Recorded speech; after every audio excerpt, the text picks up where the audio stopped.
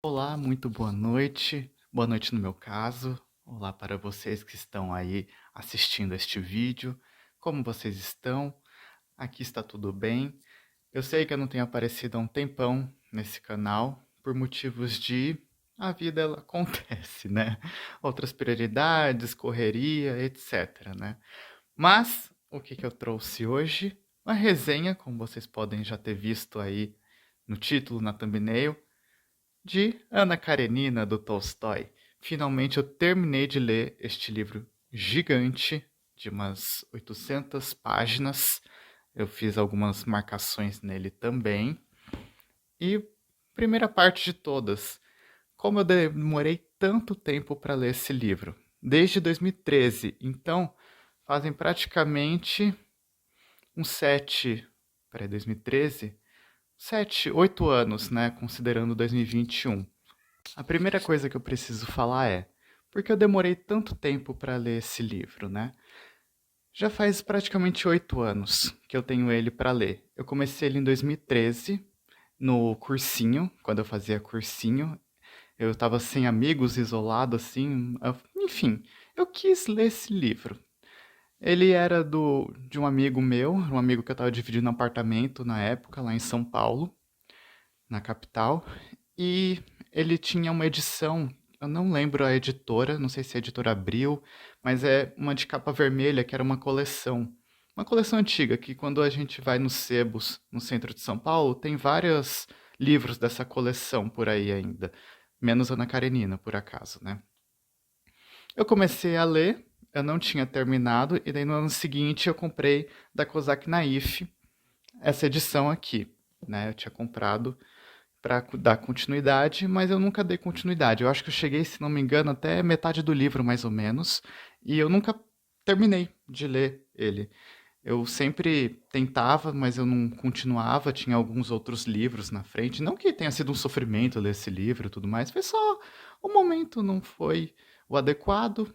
E além do momento não ter sido adequado, como eu tinha dito, outros livros apareceram, outros livros que me interessaram mais e que eu estava lendo. E também tinha a faculdade, tinham textos e estudos para serem lidos, etc.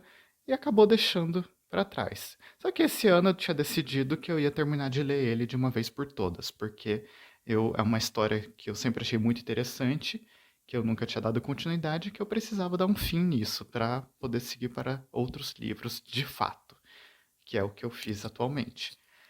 Superada essa questão relativa a por que eu demorei tanto tempo para começar esse livro, vamos ver o livro físico, a edição da Kozak Naif. Eu acho interessante trazer isso, porque não só a gente vê a estrutura do livro, como também a gente vê essa edição que não existe mais, né? A Kozak Naif, ela faliu.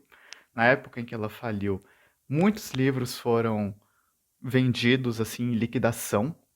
Muita gente ficou louca atrás desses livros para comprar eles. Hoje em dia eu acho que tem até pessoas que vendem, por exemplo, no Mercado Livre por preços exorbitantes, porque obviamente essa editora não existe mais e ela produzia livros muito bem.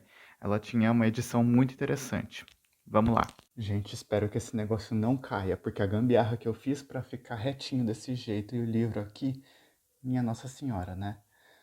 Bom, aqui essa é a edição da Kozak Naif, como vocês podem ver aqui, uma beleza. A sinopse aqui atrás, tradução e apresentação Rubens Figueiredo. Eu coloquei essas anotações aqui onde eu grifei. Sim, eu grifei o livro. Eu teria um traumas alguns anos atrás sobre isso. Aqui a capa, aqui a parte de atrás.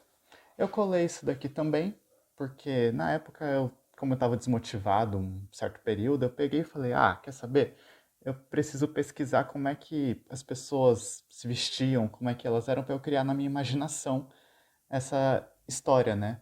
Aí eu pesquisei essas imagens aqui, eu acho que deve ter algumas no fundo do livro também. Colei aqui também. Aqui nós temos um prefácio, Duas Famílias em Uma Só, do Rubens Figueiredo. Tomei algumas notas também. Eu grifei utilizando o marca-texto da... Esqueci o nome da marca. Stadler? Stadler? Não, Stabilo. Stabilo. Enfim. Aqui, então a gente vai começar com esta frase de Deuteronômio, de mim virá a vingança e também a recompensa. Todo o livro é feito por partes, e dentro de cada parte capítulos, e são 8 partes. E aqui é a primeira parte, né? Aqui o primeiro capítulo, eu coloquei outra imagem da Ana Karenina, do filme representada pela atriz Keira Knightley, espero que eu esteja pronunciando o nome dela certo. E a frase, uma das frases mais famosas da literatura universal de início de um livro, né? Todas as famílias felizes se parecem, cada família infeliz é infeliz à sua maneira. Essa frase vai dar o tom para o livro inteiro. Assim, depois eu explico a sinopse do que se trata, mas ela vai dar o tom para o livro inteiro, né? Então aqui nós temos o livro propriamente, nós vamos ter todas as partes, cada parte dividida daquela forma. E aqui ao fim do livro nós vamos ter umas coisas bem interessantes. A árvore genealógica de todos os personagens principais aqui.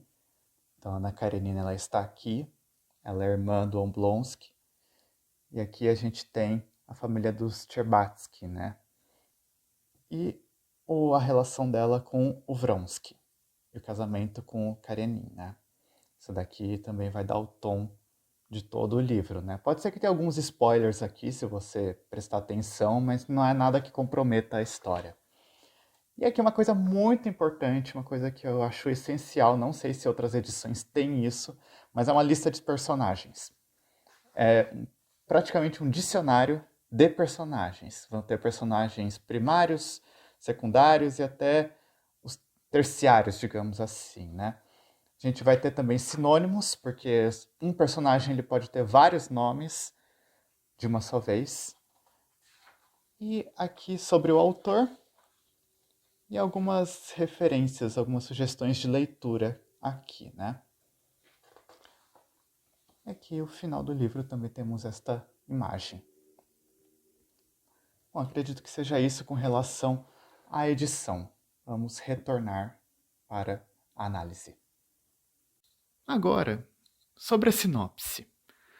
É um pouco complicado tentar resumir do que se trata esse livro, porque ele é bem complexo. Qual é o enredo principal? Bom, a gente pode dizer que ele tem alguns personagens centrais e que vamos acompanhar a vida desses personagens. Então nós temos o Karenin, que é casado com a Ana Karenina. Nós temos o Lievin, vamos ter a Kitty, que é uma Cherbatsky. E dentro disso a gente vai ter vários personagens que vão formar a família, vão formar amigos, conhecidos, pessoas com quem eles se relacionam e acompanhar a história dessas personagens principais, né? Mas o problema é que o tema dessa história não é só infelicidade conjugal, não é só família. É um retrato da sociedade russa como um todo. É uma história muito complexa no sentido de que você não vai ter só problemas familiares, como a primeira frase do livro vai trazer. Nós vamos ter uma análise econômica da Rússia, nós vamos ter uma análise entre cidade e campo, nós vamos ter funcionalismo público envolvido, nós vamos ter questões de guerra. A gente vai ter diversos assuntos no meio do livro, diversos assuntos que vão acabar caracterizando os personagens de forma muito profunda. Então, esses personagens são extremamente esféricos com relação a seus posicionamentos políticos. Por exemplo, o Karenin, ele é um funcionário público. Ele é um funcionário público, ele é extremamente racional, extremamente equilibrado, se importa muito com o trabalho dele e acaba deixando, digamos assim, um casamento frio, um casamento onde a Ana Karenina não está satisfeita.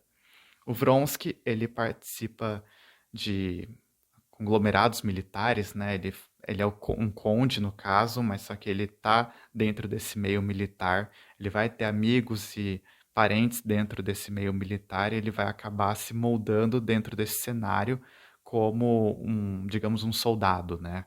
E a sua personalidade também vai ser influenciada nesse sentido. Ele vai ter uma personalidade construída nesse sentido.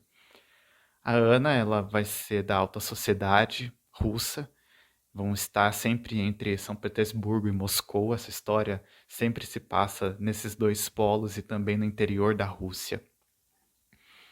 E ela chega um dia que conhece, dentro de vários contatos, de várias pessoas, ela vai conhecer o Vronsky e vai acabar se apaixonando por ele e a história vai se desenvolver.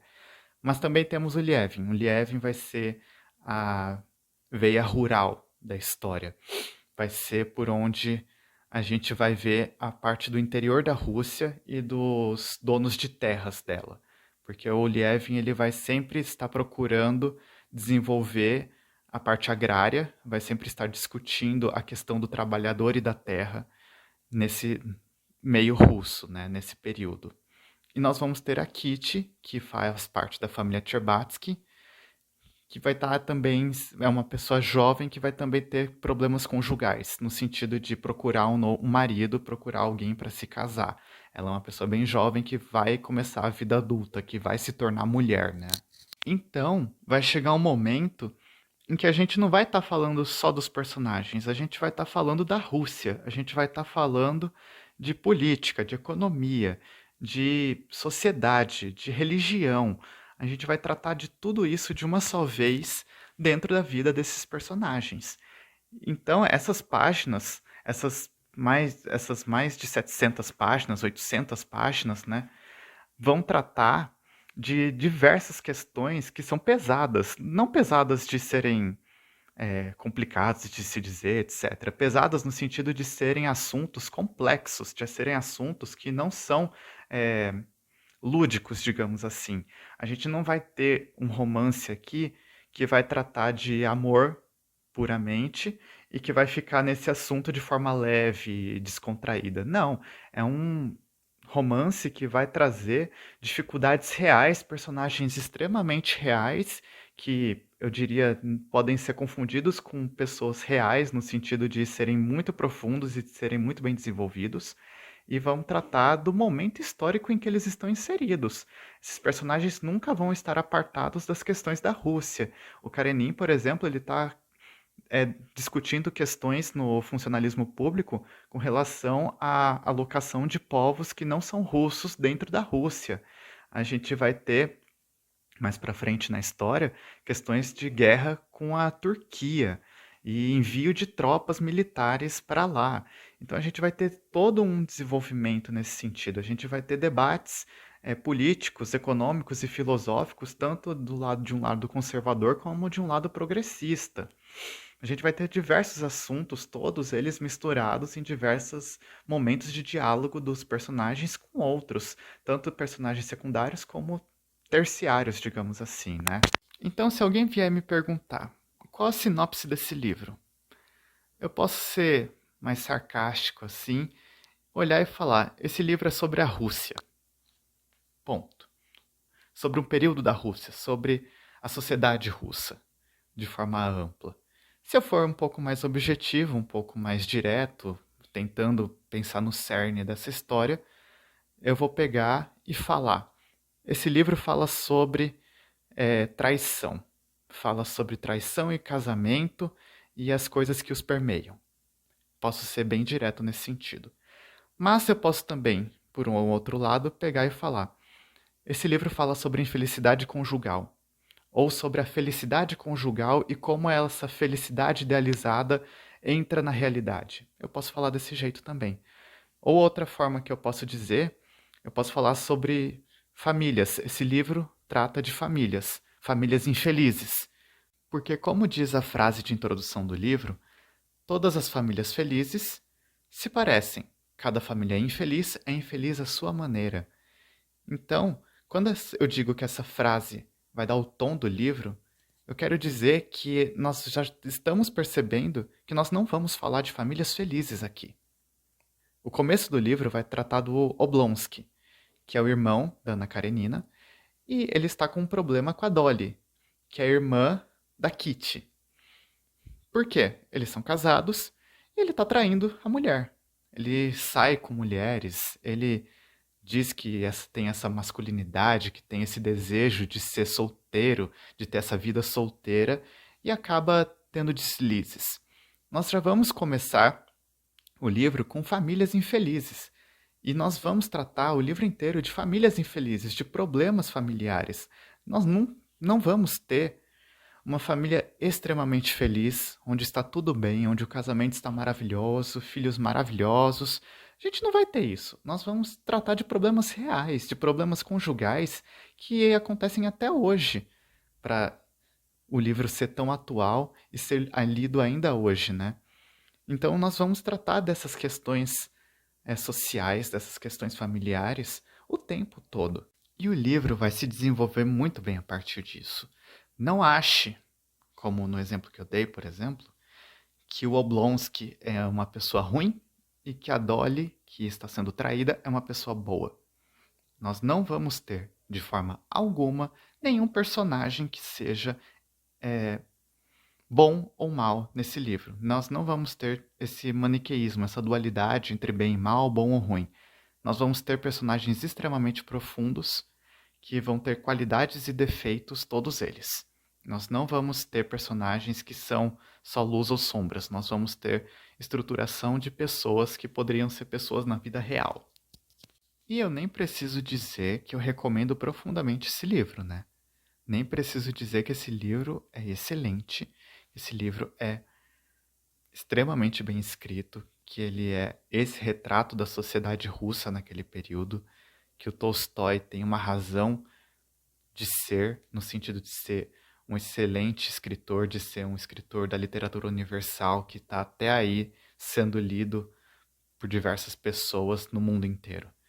Esse livro, ele é muito bem feito, ele é um livro pesado, como eu disse, ele é um livro complexo, no sentido de tratar diversos assuntos, mas que vale muito a pena se dedicar à leitura, que vale muito a pena você prestar atenção nele. Não é uma leitura lúdica, não é uma leitura relaxante, digamos assim, que você vai ficar tranquilo. É uma leitura difícil, é uma leitura que exige atenção. Literatura russa muitas vezes é dessa forma, mas que vale a pena porque você vai percebendo as nuances e você vai se impressionando com as frases, com o que os personagens pensam, com a forma como a sociedade é retratada. Tudo isso é muito bem detalhado, é muito bem construído. Eu recomendo muito. Agora, antes de passar para os spoilers propriamente, eu percebi que existia uma certa discussão quanto ao final do livro.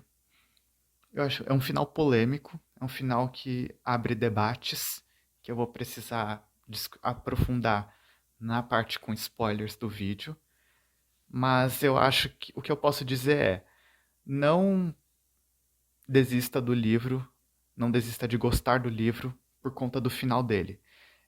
Eu vou discutir mais, mas caso você queira parar o vídeo por conta de spoilers, eu digo que esse final você precisa refletir sobre ele, você precisa pesquisar um pouquinho sobre ele para compreender, mas que o livro ainda assim vale a pena.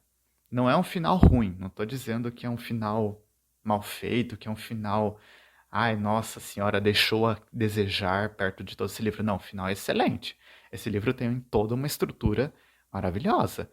O que acontece são discussões políticas ou de grupos, etc., que podem influenciar no pensamento desse final sobre se é um final legal ou não para um livro. Dado um contexto social, a personagem Ana Karenina, etc. Você pode ter várias nuances nesse sentido. Mas ainda assim eu vou recomendar profundamente. Esse livro é 5 estrelas, sem sombra de dúvidas. É 10 de 10 isso daqui. Ele é excelente. Gente, agora entrando na polêmica propriamente, o que acontece no final? Primeiramente, Ana Karenina, spoiler, se você ainda tá aqui, fecha esse vídeo, vai ler se você preferir, senão você vai pegar spoiler e eu não me responsabilizo. Ana Karenina, ela morre. Pá! Ela se mata. Ela, num momento de euforia, de loucura, de desespero, ela pega e se joga na frente de um trem. É isso que acontece. Só que isso acontece antes da última parte do livro. Por quê?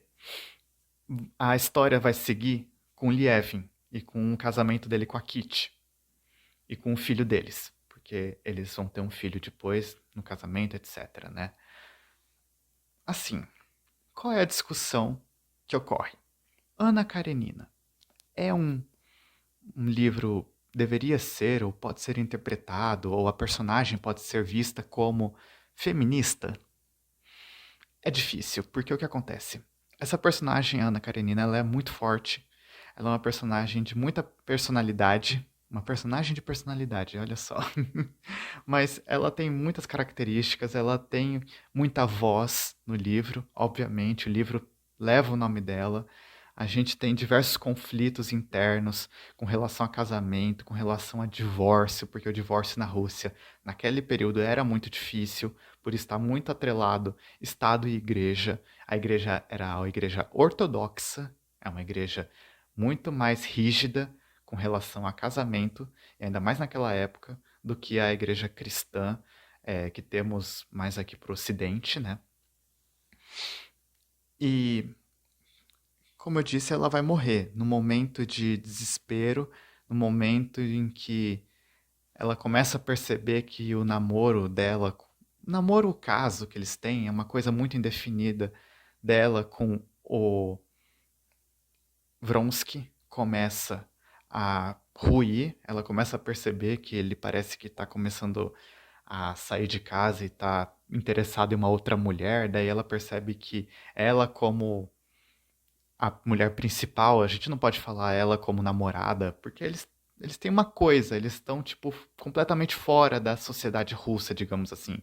Eles não estão nem de namoro no sentido de se cortejarem para casamento, eles nem estão casados, eles estão fora. Assim, eles são uma aberração na sociedade, por isso que eles são mal falados. Então, quando ela percebe que ele está começando a se interessar por outra mulher, ela começa a entrar em desespero. Porque ela começa já a pensar que o casamento dela vai. O namoro dela, essa coisa vai esfriar, vai acontecer que nem o casamento dela, que eles vão começar a se distanciar, que eles não se amam mais, que tá tudo perdido e etc. Ela entra num parafuso imenso, ela vai começar a enlouquecer, assim, ela vai começar a ficar histérica, ela vai sair por aí, ela vai ficar extremamente triste, ela vai mandar cartas para ele, porque no caso ele vai ter viajado para casa da mãe dele para visitar a mãe e ela manda cartas desesperada pedindo para ele voltar, para eles conversarem e ele só dá tipo um chega para lá do tipo, ah, tá bom, depois eu volto. Ela vai visitar conhecidos, amigos, etc. E nisso a gente vai vendo os pensamentos dela, ela decide que ela vai se matar, que ela vai se vingar, porque ela não vai deixar desse jeito, que ele vai se arrepender muito, que ele vai se arrepender com a morte dela. Olha só que negócio louco. E assim, uma coisa muito interessante desse trecho, só para variar um pouco, a bateria acabou. Fui jantar e agora estou aqui de volta.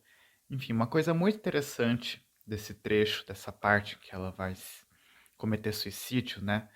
É o fato de que, como eu tinha dito, a estrutura de texto muda muito. Muito. Você vai ter um texto, digamos, normal, para ser bem direto, um texto normal durante o livro todo.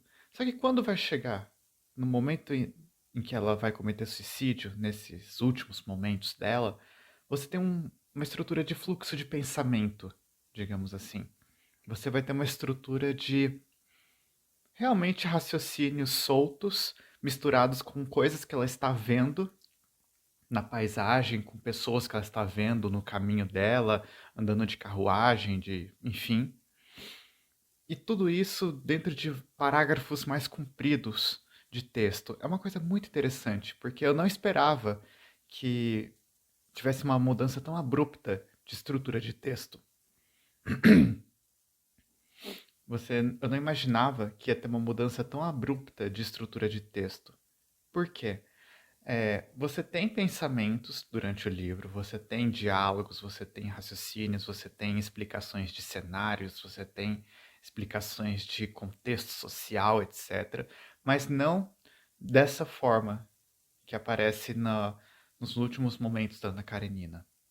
E para dar um exemplo desse fluxo de pensamento, dessa mistura entre raciocínios, entre pensamentos e situações que ela está lá na realidade, vou ler aqui um trechinho.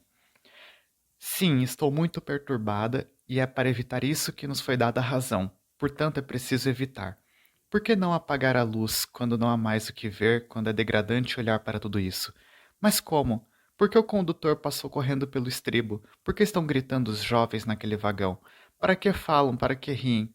Tudo é falsidade, tudo é mentira, tudo é engano, tudo é maldade.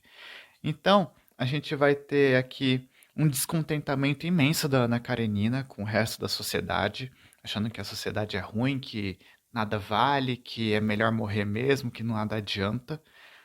Isso também vai refletir muito da situação em que ela se encontra, porque ela vai estar com um ódio de si muito grande também, de um desespero, digamos, por conta de toda a situação em que ela passa. Ela tem dois filhos, um filho com o Karenin, outro filho, uma filha com o Vronsky.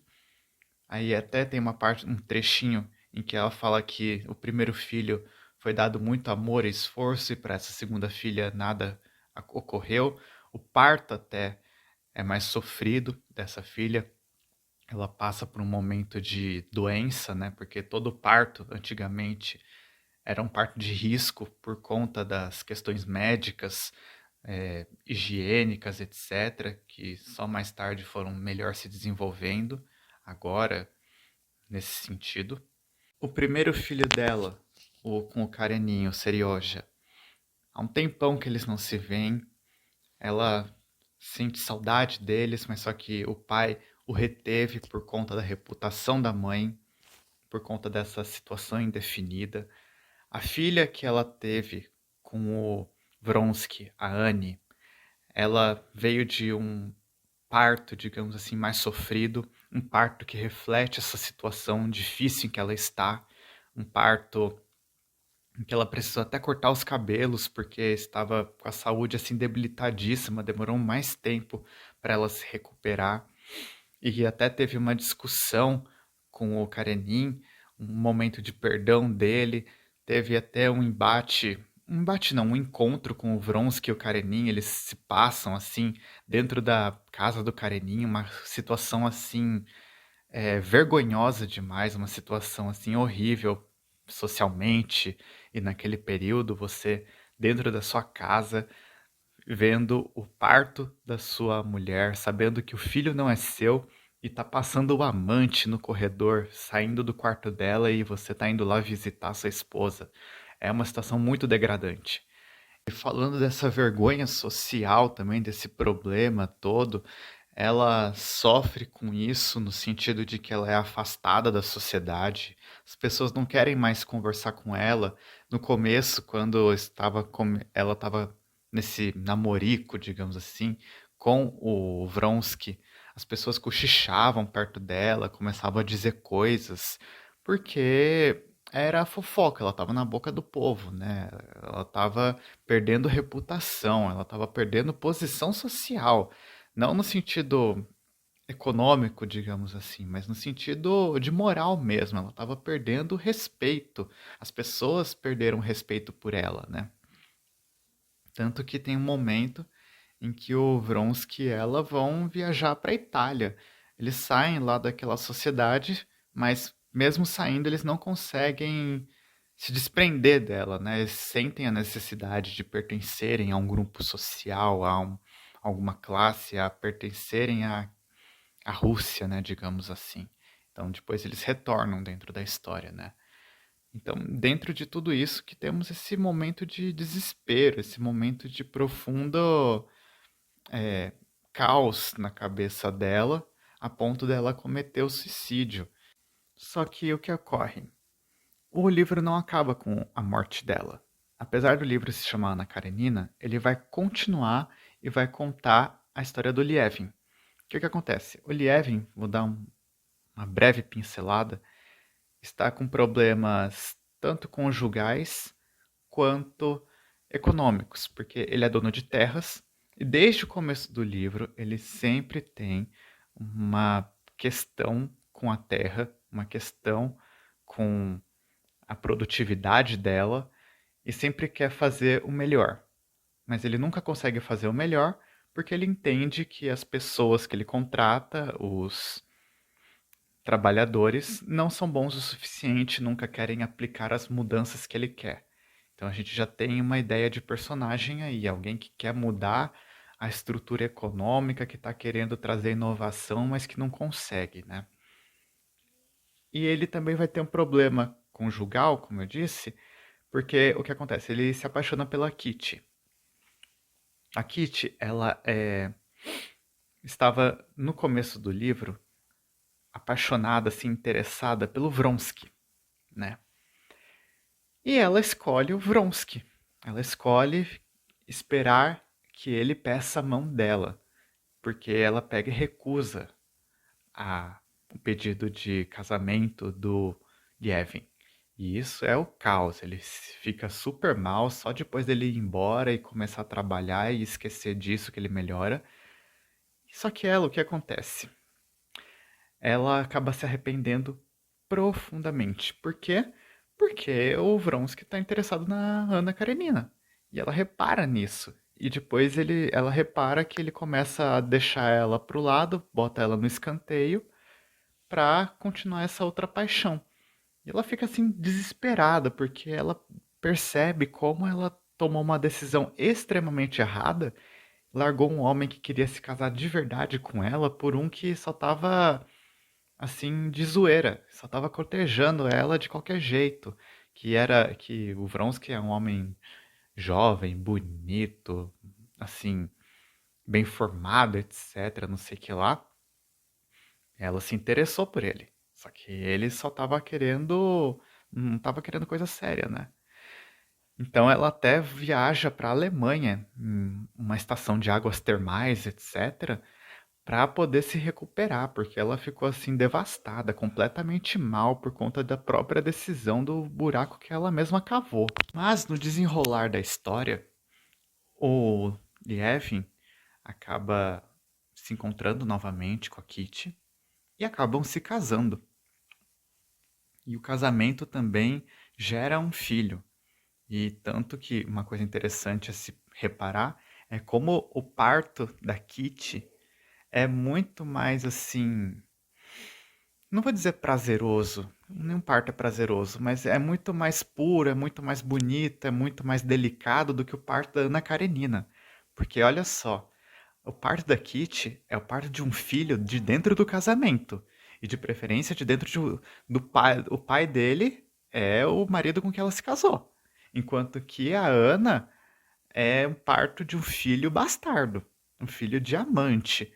Então a Ana, como eu tinha dito, até perde os cabelos, tem que cortar os cabelos, fica doente um tempão, ela assim no fio da vida, quase morrendo, enquanto que a Kitty, ela se ilumina assim, você percebe que ela se torna assim mulher, né? No sentido de que ela vai criar os filhos, que ela se preparou para aquele momento, que ela vai completar o seu papel na sociedade russa de ser uma mãe, de gerar filhos e de criar esses filhos muito bem, né? Então, você já tem essa dualidade, só que o problema no casamento da Kitty com o Lievin é que é um casamento que eles achavam que ia ser perfeito, mas não é. E não de ter sido uma coisa ruim, desesperadora. É porque eles perceberam que a vida ela é imperfeita. Eles percebem, eles têm ciúmes, eles têm temores, eles têm preocupações de um com o outro, eles acham que alguma coisa está errada, ou que eles estão agindo errado, ou que alguma coisa deveria ser diferente. E são preocupações que todo casal passa. E eles vão pouco a pouco percebendo como esses problemas, na verdade, são questões que eles têm que trabalhar e que fazem parte da vida cotidiana, que não é nenhum empecilho, que não existe uma extrema quebra de expectativa. Há quebra de expectativa na ideia de um casamento perfeito, mas só que não na ideia de que eles possam ser felizes e que eles possam construir essa felicidade juntos. A explicação clara para essa situação, para esse choque entre imaginário e realidade, a Aparece aqui na página 472. Lievin estava no terceiro mês de casado. Era feliz, mas não como esperava em absoluto. A cada passo encontrava uma desilusão dos antigos sonhos e um novo encanto inesperado.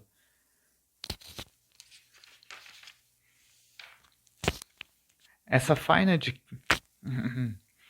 Vamos cortar aqui. E continuando aqui, outro trecho.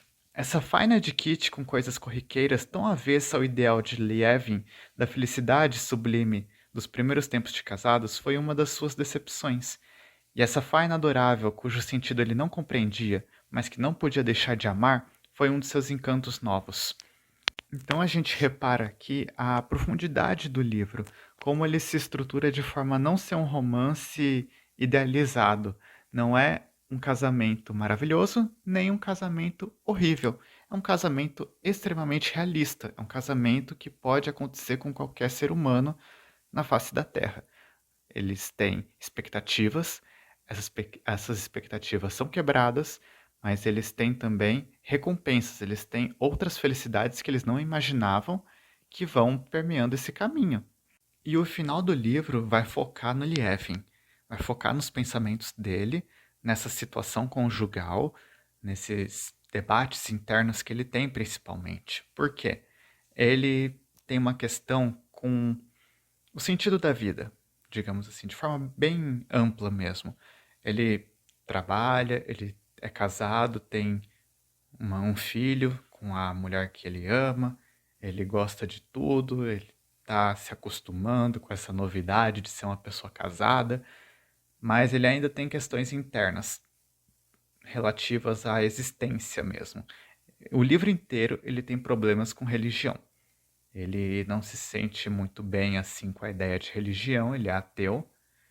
E no final do livro, assim, nos últimos momentos, ele vai começar a estruturar um diálogo na cabeça dele, tanto que, enquanto que a Ana Karenina vai ter um fluxo de pensamento histérico, desesperado, ele vai ter um fluxo de pensamento de raciocínio lógico, quase como se fosse um postulado filosófico, como se fosse um debate, uma discussão. E a conclusão que ele vai chegar é uma conciliação entre a ideia de bem e a ideia de Deus, que daí ele vai se reconciliar dentro dele e começar, não na hora já, no mesmo dia, mas começar a praticar na mente dele a ideia de Deus, do Deus cristão da Igreja Ortodoxa, no caso, né? Mas ainda assim do Deus cristão. E esse final pode parecer meio, não vou falar ruim, estranho, talvez, para as pessoas, no sentido de, nossa, mas o livro é Ana Karenina, vai terminar com o Lievin pensando sobre questões filosóficas do bem e aceitando a religião de volta no seu coração. Mas o que isso tem a ver? Mas e a Ana? Porque uma coisa que acontece também é que isso se passa alguns meses depois da morte de Ana e o Vronsky está indo para a guerra. Ele vai para a guerra contra os turcos. Não, desculpe se são os turcos, eu acredito que são turcos. Ele perde todo o sentido de existência. Ele está querendo se matar, ele já tentou se matar, mas ele está indo para a guerra e ele comenta basicamente, olha, se eu morrer lá na guerra, tanto faz, sabe? Eu não me importo mais com a minha própria vida. E o último comentário que a gente vai ter da Ana vai ser da mãe dele, reclamando da Ana, falando que ela é uma mulher horrível, que ela condenou o filho dela e que ainda bem que ela tá morta assim, que ela não tá mais por aqui, porque é uma coisa absurda e maculou completamente a vida do filho dela, né? Então a gente acaba a história da Ana com uma situação muito estranha. É tipo, se passa meses depois, as pessoas já se acostumaram que ela morreu. O Vronsky já deu um jeito na vida dele. A mãe dele fala aquele absurdo da Ana. Vai ser a última coisa que a gente vai ouvir da Ana, que vai ser uma coisa ruim. E a gente vai se virar para o Lievin para ver a reconciliação dele e o final, digamos, feliz dentro da realidade dele com a Kitty. Então, assim, essa que é a discussão no sentido de entender se esse livro é feminista ou não, se a personagem é feminista ou não. A minha resposta é não. Eu acho que a gente não pode considerar esse livro como de teor feminista, nós podemos interpretar partes dele, mas eu acho bem difícil considerá-lo feminista, esperar feminismo de Leon Tolstói e também daquele período, daquele momento histórico, ainda mais na Rússia e até, como eu tinha dito, da Igreja Ortodoxa, pensando assim de forma mais ampla mesmo, porque apesar da Ana Karenina ser um personagem forte, a questão feminina, a questão de liberdade feminina não é trabalhada no sentido de emancipação, no sentido de uma conclusão pela liberdade irrestrita da mulher. Não, a gente ainda tem questões, digamos, de machismo, nós ainda temos questões sociais onde são bem divididos os papéis de mulher e de homem, e em alguns momentos do livro até nós temos trechos mencionando a necessidade do homem de ter a sua independência, e no caso é do Lievin e do Vronsky, que eles estão pensando na cabeça deles em momentos diferentes, do tipo, eu não posso me render à minha mulher, eu preciso ter minha liberdade masculina. E é realmente, não me lembro se são essas as palavras, mas há uma coisa explícita nesse sentido, de ser uma liberdade masculina, que é a liberdade do homem dele poder sair. O Oblonsky também tem, ele vai ter também esse raciocínio de, eu sou um homem, eu tenho minhas liberdades, eu sou livre, eu preciso me satisfazer, fazer essas coisas que eu gosto e etc, né? Então eu acho que é muito complicado você considerar Ana Karenina como um livro feminista. Acho bem difícil de considerar esse tipo de questão, porque você vai ter muitas nuances que não vão direcionar ele para esse sentido. E, como eu tinha dito, como em sendo um quadro fiel assim da sociedade russa daquele período, a gente não vai ter um feminismo desabrochando nesse meio.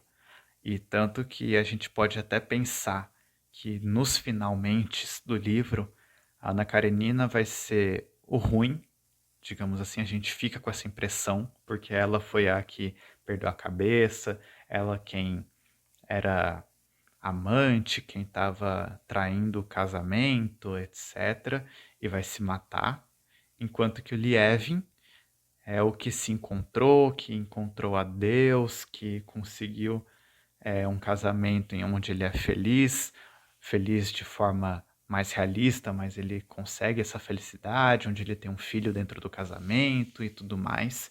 Então a gente percebe que existe uma certa dualidade. A gente vai trabalhar muito com questões de dualidade desse livro. A gente vai ter o campo e a cidade. A gente vai ter questões boas e ruins, mas não dualidade explícita de tal coisa é boa, tal coisa é ruim. A gente vai ter essa nuance dos personagens, a gente vai ter dentro de outras situações, né, digamos assim. A gente vai ter essa percepção de bom e ruim.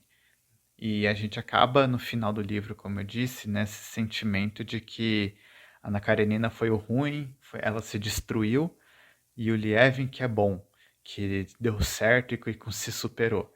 A gente ainda vai ter essa perspectiva. Hoje em dia pode ser uma coisa que não é muito legal. Se o livro tivesse sido feito hoje, poderiam chover comentários a respeito, mas uns comentários questionando essa decisão do escritor, mas a gente precisa pensar no contexto histórico. E por mais que eu diga, tem que pensar no contexto histórico, tem que pensar no contexto histórico, não significa que a gente não possa criticar, né? A obra, ela permanece aqui depois da morte do Tolstói. A gente pode discutir da forma que a gente quiser esse livro. A gente pode fazer interpretações, interpretações, interpretações em cima dele. Enfim, essa é uma discussão imensa, que podem ter vários estudos em cima, podem ter vários debates, e que não se encerra aqui de forma alguma. Bom, como eu disse, eu recomendo esse livro. Eu espero que você tenha gostado do que eu comentei aqui. Isso daqui foi só uma parte dos vários trechos que eu grifei dele, né? Deixa eu até pegar aqui de novo. Eu grifei várias partes. Esse daqui eu coloquei depois, né? Esses... Como é que se diz? Essas bandeirinhas aqui, né?